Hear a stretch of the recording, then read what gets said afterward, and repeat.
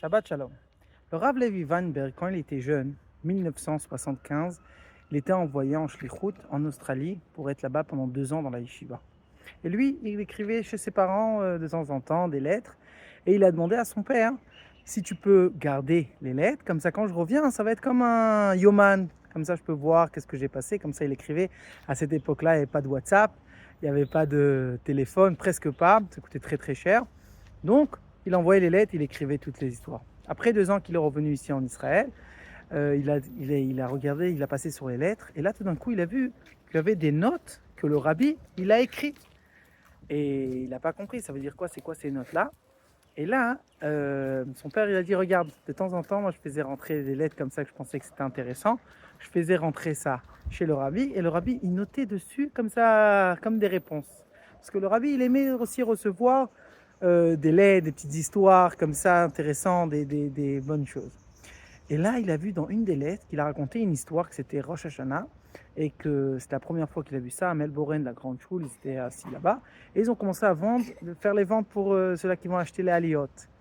Et lui, dans son cœur, comme ça, il a pensé que ça se fait pas comme ça, qu'on vend et que c'est là qu'il n'a pas d'argent, qu'est-ce qu'il va faire? Il y avait quelqu'un qui avait à tout prix voulait acheter une aliyah pour monter à la Torah et comme ça, il raconte à son père. Et quand il a gagné, donc il a dit, quand on voulait l'appeler pour monter à la Torah, il a dit non, pas moi.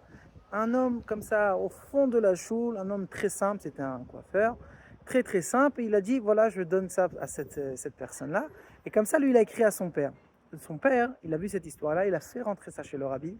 Et le rabbi, il a répondu, tchouatren, al anachat agadol shegaram. Merci beaucoup sur cette bonne nouvelle et le nachat que tu m'as fait de recevoir en fait cette histoire-là.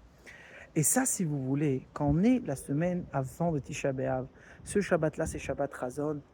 Ça, c'est le point, si vous voulez, que chacun peut prendre pour la vie de chacun. Vous savez, des fois, on pense qu'on doit faire des grandes choses pour changer la vie de quelqu'un d'autre.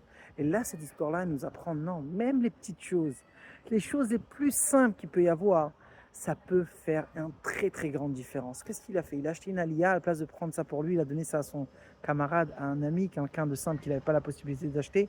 Mais ce Havat Israël, c'est ça qu'est-ce qu'il va construire en fait le troisième Beth Amikdash. Et là, quand on est maintenant dans Shabbat Nachamu, Shabbat Razon, pardon, c'est le Shabbat que chacun y voit le Beth Amikdash. Chacun s'y va rajouter encore un petit Havat Israël. On va Bezrat Hashem comme ça construire le troisième Beth Amikdash tout de suite, Bimera Amen. Ce cours, il était dit à l'honneur de l'anniversaire de Yehuda ben Chana et les Nishmat Shimon ben Yehuda Vaisha Lasri. Shabbat Shalom.